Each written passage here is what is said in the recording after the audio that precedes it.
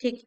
देखो, अब मैंने आपको बताया कि रेंज क्या होती है आपकी, विद इन द सैंपल्स में से ही आपने मैक्सिमम और मिनिमम वैल्यू, जैसे 7 सैंपल्स हैं अगर, तो उन्हीं 7 सैंपल्स में किसी की वैल्यू कुछ, किसी की कुछ होगी, तो जो मैक्सिमम वैल्यू है उसी में से ही, सातों में से किसी एक की मिनिमम होगी, माइनस करोगे तो वो आपको रेंज मिल जाएगा। और मीन जो होगी वो सातों सैंपल्स की वैल्यूज को आप ऐड करके डिवाइडेड बाय 7 करेंगे। ठीक है। और उसके बाद जब मैं फॉर्मूला लगाऊंगी तो मैं किसकी वैल्यू देखूंगी कि मेरे को उसमें फॉर्मूले में अभी ये लिख रही हूँ, A2 D2 ये सब आएगा, तो 7 सैंपल्स वाली वैल्यूज को मैं देखूंगी। क्वेश्चन नॉर्मल आएगा जिसमें आपको जिस रिस्पेक्ट की वैल्यू की जरूरत होगी वो दी जाएगी, आपको ये टेबल रटने की जरूरत नहीं है। ठीक है। जो आपने मेन देखना है वो देखने हैं फॉर्मूले। फॉर्मूले क्या है, देखो, मैंने कहा आपको क्या बनाना है, mean R chart, control chart for variables. देखो, मीन आर चार्ट का मतलब है कि आपको क्या करना है कि मीन चार्ट और आर चार्ट दोनों के अलग अलग वैल्यूज को निकालना है।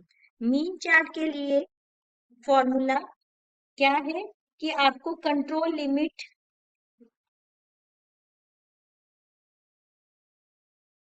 फॉर मीन चार्ट ये ध्यान में रखनी है, ये अब आपको लर्न करने वाला काम है। ये ध्यान में रखनी है क्या होता है कि आपकी जो कंट्रोल लिमिट है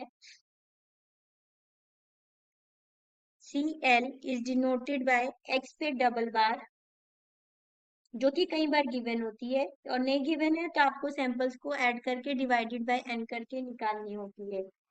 ठीक है। इसके साथ आपको निकालना है lower limit and upper control limit.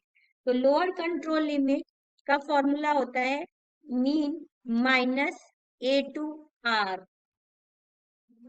ठीक है। Mean minus A2R। और अपर का होता है मीन प्लस A2R।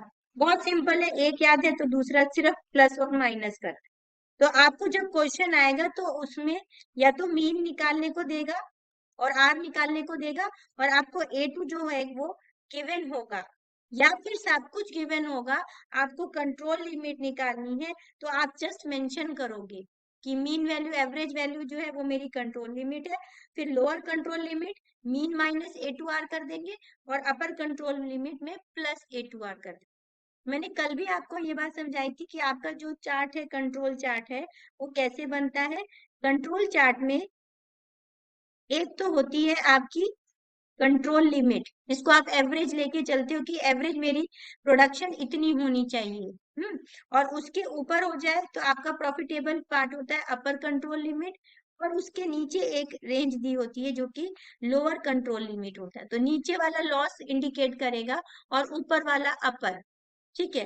अपर में भी आपको प्रॉब्लम क्या हो सकती है कि अनस्टेबल सरकमस्टांसिस में अगर मेरे पास इंक ज्यादा लग गई, इंक ज्यादा लग गई तो मेरे पास क्या होगा, लॉस होगा। तो मेरा जो कंट्रोल लिमिट से ऊपर जब जाएगा कि आज की इंक वैल्यू जो है वो मेरी इस तरह जा रही है, तो आपको पता चल जाएगा कि ये ओवर हो चुका है और लॉस हो रहा है, तो I have to take the action.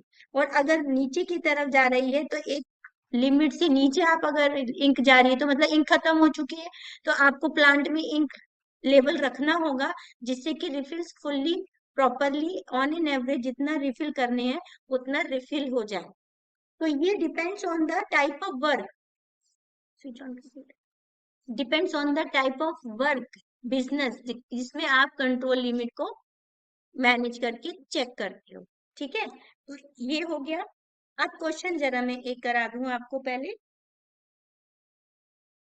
देखो, जो बुक का प्रॉब्लम 1 है, बुक में आपके प्रॉब्लम 1 पेज नंबर 83, तो बुक में क्या दिया गया है, आपको ऑलरेडी 5 सैंपल्स दिए गए हैं, 5 सैंपल्स दिए गए हैं और 20 ग्रुप्स हैं। 20 ग्रुप्स का मतलब 20 times the samples are collected ठीक है, end of 5 samples. 20 groups of 5 samples का मतलब क्या हो गया कि 20 टाइम्स आपने 5 सैंपल्स उठाए हैं। तो मेन चीज क्या है मेरे लिए यहाँ पे, ये 5 सैंपल्स। ठीक है, अब वो आपको कह रहा है estimate mean and standard deviation for refill length data and work out the control limits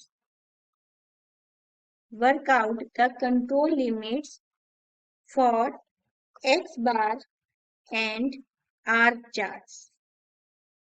ठीक है, तो अब मैंने आपको control limits for x chart तो दे दी, आर चार्ट नहीं दी। आर चार्ट की क्या है वो भी देख लो। आर चार्ट जब होगा तो मेरे पास कंट्रोल लिमिट्स क्या होंगी,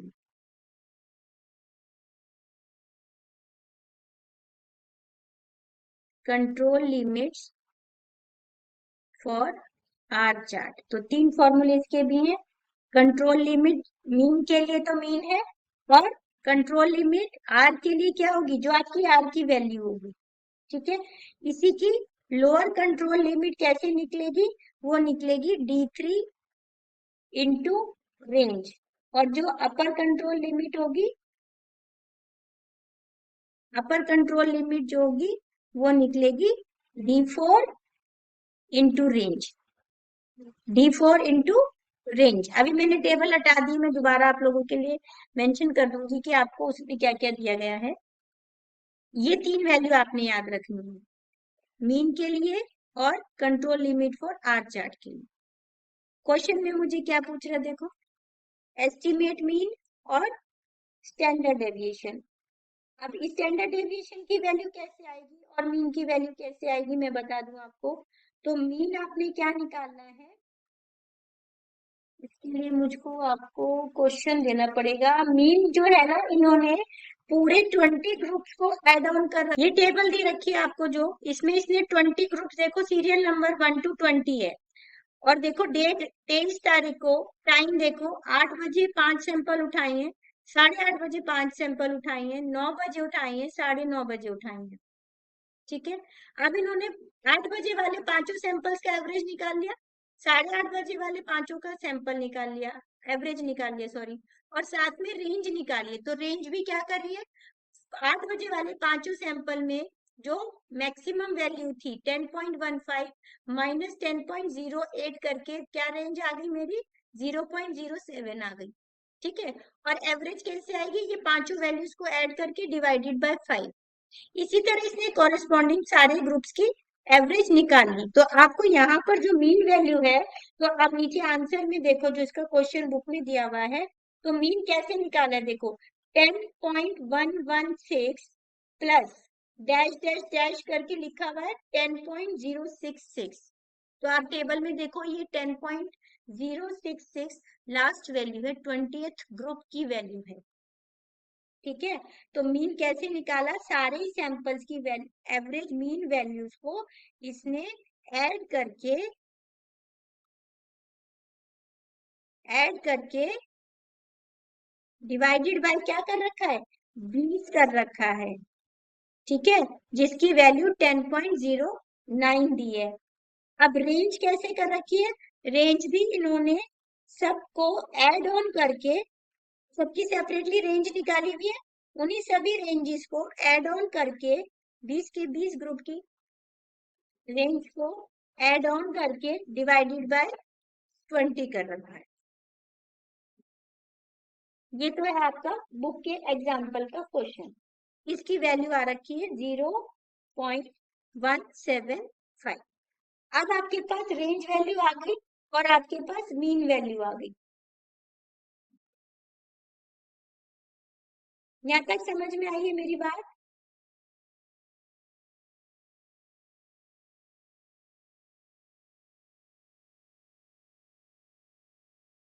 बोलो। हाँ ठीक है, अब मैं इसमें आपको इसका जो तेरे क्वेश्चन बता रही थी ये इसी क्वेश्चन के ऊपर से गिवन है, वो भी दे रही थी। अब देखो इसने मुझसे क्वेश्चन में क्या पूछा है, मैंने अभी कंट्रोल लिमिट्स नहीं निकाली हैं, सिर्फ मीन और आर निकाला। This is not my answer. अभी मैंने कंट्रोल लिमिट्स नहीं निकाली। कंट्रोल लिमिट्स के लिए फॉर्मूला लगेगा, A2 की वैल्यू लगेगी, और R की कंट्रोल लिमिट्स के लिए मुझे D3 और D4 चाहिए होगा, जो कि मैंने अभी फोटो भेजी आपको, वो ऊपर टेबल नजर आ रही है आपको, तो उसमें से हम वैल्यूज को लेंगे। बट इसने मुझसे एक और वैल्यू मांगी है, जो कि है sigma. This is your sigma, that is standard deviation. तो ये जो सिग्मा होता है इसकी वैल्यू आती है आपकी range divided by D2, range divided by D2। अब रेंज तो मैंने निकाल ली 0.175, D2 कहाँ से आएगा? D2 आप टेबल में से देखेंगे, देखो टेबल में D2 क्या दिया हुआ है, कौन सा D2 देखो, 5 सैंपल वाला। 5 सैंपल वाला D2 क्या है? 2.326, 2.326। आप बुक में भी चेक करो, जो मैंने पेज आपको भेजा है सॉल्यूशन का, इसी के टेबल के नीचे देखो, जो इन्होंने स्टैंडर्ड डेविएशन निकाला हुआ है 0.175 divided by 0.326, that is my D2 value already calculated and given in the table. समझ आ गया?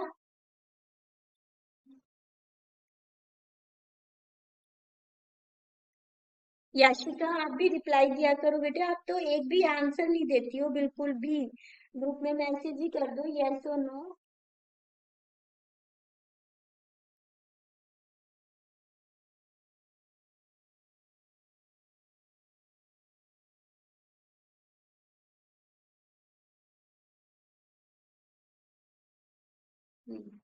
ठीक है चलो, समझ आया दोनों को? तो ये इस तरह से हमारी कंट्रोल लिमिट्स के लिए अभी हमने क्या निकाली है, वैल्यूज निकाली है। अब मुझको क्या चाहिए, D3 और D4 चाहिए रेंज वाली के लिए, वो भी मैं टेबल से उठाऊंगी। और अब मेरे को कंट्रोल लिमिट में A2 की वैल्यू चाहिए, किसके लिए? कंट्रोल लिमिट्स फॉर मीन निकालने के लिए। तो आपको किसका चाहिए? 5 सैंपल वाले का मैं यहाँ पर लिख लेती हूँ, फॉर 5 सैंपल्स